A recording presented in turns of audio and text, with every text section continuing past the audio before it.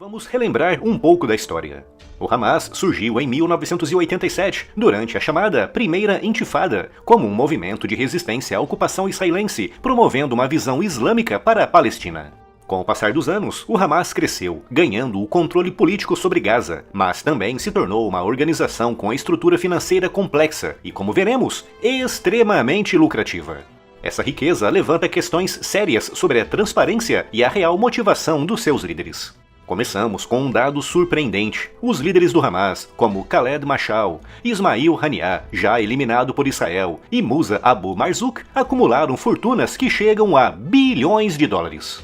Mashal possui um patrimônio estimado em torno de 4 bilhões de dólares. Ismail Haniyeh também acumulou em vida uma fortuna semelhante, enquanto Marzouk chega perto dos 3 bilhões de dólares em patrimônio. Para se ter uma ideia, essas cifras colocam esses líderes do Hamas no mesmo patamar que algumas das maiores fortunas pessoais do Oriente Médio. Esses valores não vêm do nada. O Hamas estabeleceu uma rede financeira global, explorando várias fontes de renda. Além de extorquir a população de Gaza, eles investem em criptomoedas, têm negócios imobiliários e até mesmo empreendimentos perfeitamente legais, que servem para esconder as suas verdadeiras intenções. São manobras habilidosas e disfarçadas que financiam não apenas o conflito, mas, principalmente, o estilo de vida desses líderes. Além disso, o Hamas impõe taxas e cobra pela entrada de bens e serviços na faixa de Gaza. É uma estrutura que pesa no bolso de uma população já empobrecida, criando uma dependência quase absoluta dos líderes do grupo. Outro pilar importante é o suporte financeiro externo. Países como Irã, Catar e Turquia têm sido aliados financeiros importantes, principalmente o Irã, que é visto como o maior patrocinador do Hamas, injetando milhões anualmente. Para evitar sanções internacionais, o Hamas recorre a empresas de fachada e a esquemas de lavagem de dinheiro. Essas táticas tornam quase impossível rastrear os fundos com precisão, criando uma cortina de fumaça para a riqueza e atividades da organização. É nesse ponto que vemos um grande e terrível contraste. Enquanto os cidadãos de Gaza lidam com a falta de recursos básicos, os líderes do Hamas desfrutam de uma vida de autêntico luxo. Khaled Mashal, por exemplo, já foi visto jogando tênis de mesa em um hotel de luxo e se exercitando em uma academia moderna. Não é apenas uma questão de bem-estar, mas sim de um estilo de vida que inclui estadias em hotéis de 5 estrelas, jatos particulares e mansões. Muitos desses líderes se refugiam em Doha, no Catar, onde têm acesso a tudo o que o dinheiro pode oferecer. O Four Seasons Hotel, por exemplo, é frequentemente mencionado como um local de hospedagem de Khaled Mashal. Em 2015, ele até realizou uma conferência nesse hotel em que discursou contra Israel, um discurso feito em um ambiente de opulência. E aqui entramos em um exemplo específico, a bolsa Birkin de 32 mil dólares, supostamente pertencente à esposa de Yahya Sinwar. Mesmo que a autenticidade da bolsa seja questionada, o simbolismo fala muito alto. Para muitos, esse item representa um total descompasso entre a retórica de sacrifício pregada pelos líderes e o estilo de vida que eles de fato levam. É um símbolo poderoso que, mesmo que seja falso, já foi suficiente para gerar grande debate. O público enxerga essa ostentação como um traço de hipocrisia. Afinal, como líderes que dizem lutar pelo povo podem viver assim enquanto a população enfrenta tamanha privação? Essa desconexão cria uma narrativa de exploração e hipocrisia que ecoa fortemente na mídia e nas redes sociais. Nos Estados Unidos, o senador Ted Cruz propôs a Lei de Sanções ao Hamas, um projeto que visa desmantelar os refúgios que líderes do Hamas encontram em locais como Catar e Turquia. A proposta prevê sanções a hotéis, bancos e empresas que ajudem a manter o luxo desses líderes. É uma tentativa de pressionar o Catar e a Turquia, ambos aliados dos Estados Unidos, para que interrompam o apoio logístico ao Hamas. E é aqui que entramos em uma questão delicada. Catar e Turquia têm oferecido refúgio ao Hamas e argumentam que a sua política é justa. A Turquia, por exemplo, declarou recentemente que não pretende interromper o seu apoio ao Hamas. Mas o Catar já sinalizou que pode reavaliar a sua postura após o término da guerra. Por fim, o papel do Irã como financiador é central. O apoio contínuo do Irã reforça uma divisão no Oriente Médio, onde algumas nações buscam relações com o Ocidente, enquanto outras mantêm apoio a grupos como Hamas.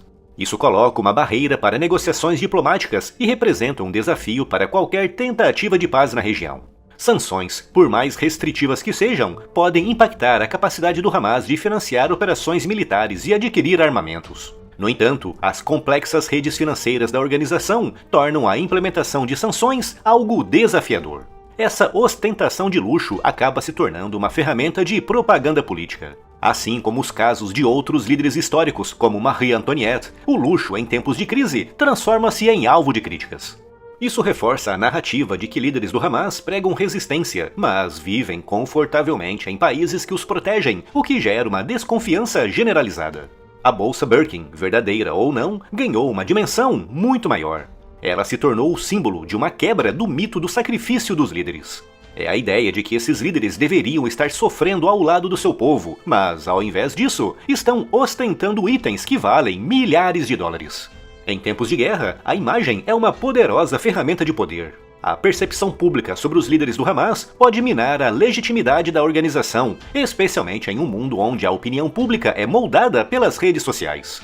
Essa crítica, portanto, não é apenas moral, mas afeta diretamente a força política e diplomática do Hamas. O contraste entre o que é pregado e o que é praticado cria uma crise de confiança não apenas entre os palestinos, mas também na opinião pública mundial. É um lembrete de que, em muitos conflitos, a linha entre a resistência e a exploração pode ser muito tênue. פה הוא ומשפחתו והשותפים שלו לקשיים התחברו בתקופה האחרונה.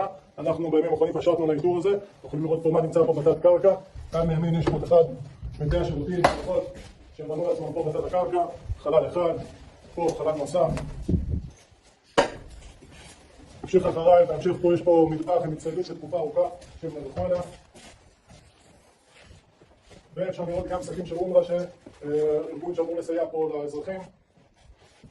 תמשיך פה במסדרון הראשי, החדר הבא היה חלל שבו המאבטחים שלו של יחיא סנוואר שמרו עליו עם נשקים, תחמושת, מטענים, עוד הרבה אמל"ח ששמו בצד. ונתקדם לחדר האחרון, החדר של כמובן הבכיר של סנוואר, יושב לו פה בחדר המפואר שלו. הכל יותר פה הם ברחו, שמעו צה"ל מתקרב אליהם, אותנו מתקרבים אליהם, ידעו שאנחנו באים וברחו.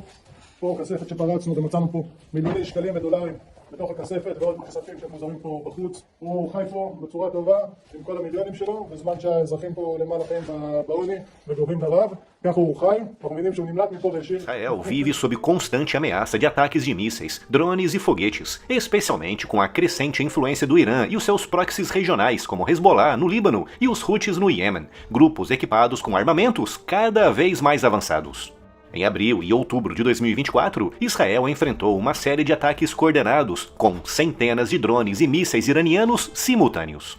Esse ataque revelou tanto a eficácia quanto os limites dos sistemas atuais de defesa, como o Iron Dome e o David Sling. Esse cenário reforça a necessidade de Israel manter uma defesa integrada, capaz de lidar com ataques maciços e simultâneos. O Iron Beam surge para atender a essa necessidade como uma tecnologia que não depende de munição física e, portanto, não corre o risco de esgotamento em meio a ataques prolongados e intensos. Israel adota uma defesa em camadas que inclui o Arrow 3 para interceptar mísseis balísticos em elevada altitude, o David Sling para ameaças de médio alcance e, finalmente, o Iron Dome, que atua contra projéteis de curto alcance como foguetes e drones. No entanto, apesar da complexidade e da eficácia comprovada desses sistemas, Israel precisa lidar com a escalada nos números e na intensidade dos ataques. O Iron Beam se insere nessa estrutura de defesa, funcionando como a última linha de proteção em curto alcance, com um alcance de até 7 km. Ele complementa o Iron Dome, sendo acionado quando mísseis e drones escapam das camadas de defesa mais externas. Desenvolvido pela Rafael, o Iron Beam é um sistema de laser de alta potência, capaz de rastrear e eliminar ameaças como drones, mísseis e foguetes com alta precisão.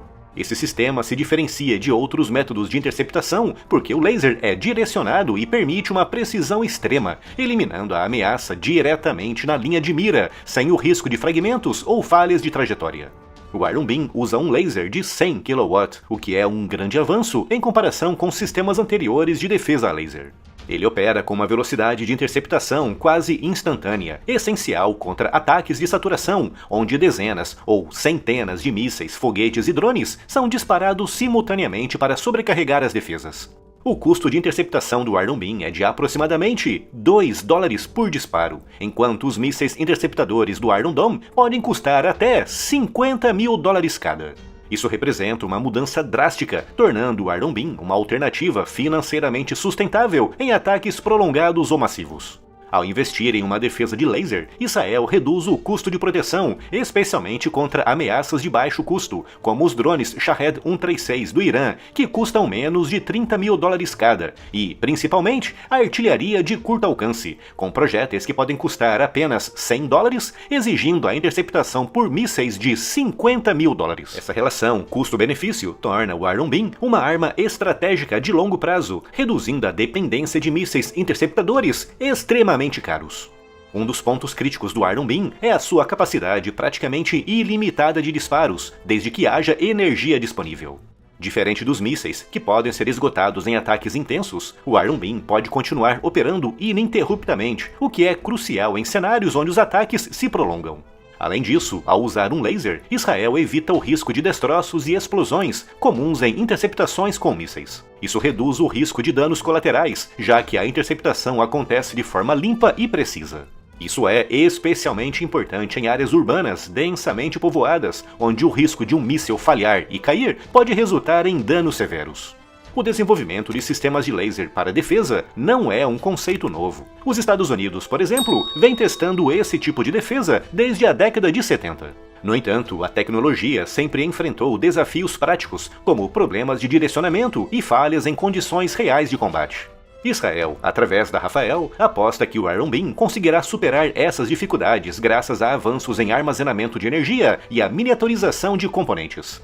O Iron Beam já passou por testes em condições reais em 2022 e se mostrou eficaz, mas ainda há desafios a serem superados, como a manutenção contínua e a necessidade de uma cadeia de suprimentos robusta para garantir que o sistema funcione de forma ininterrupta.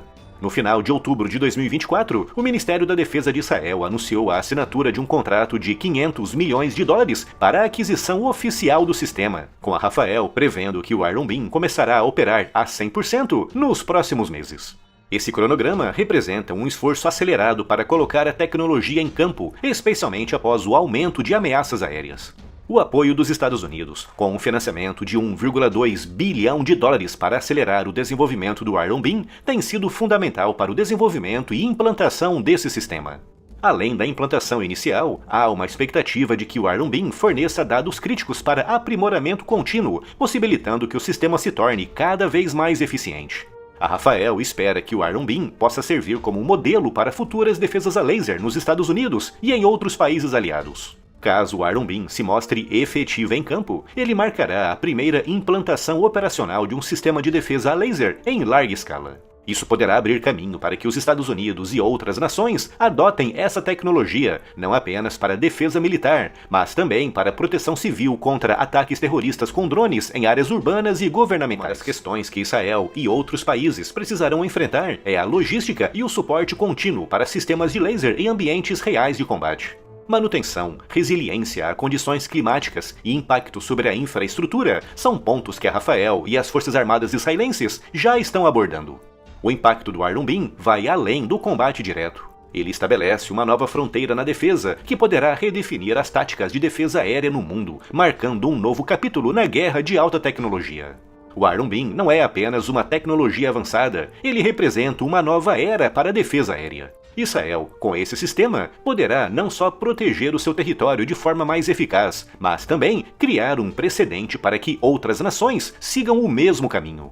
No futuro, os sistemas de defesa laser poderão se tornar um componente padrão na proteção de nações, inaugurando uma nova fase na história da tecnologia militar.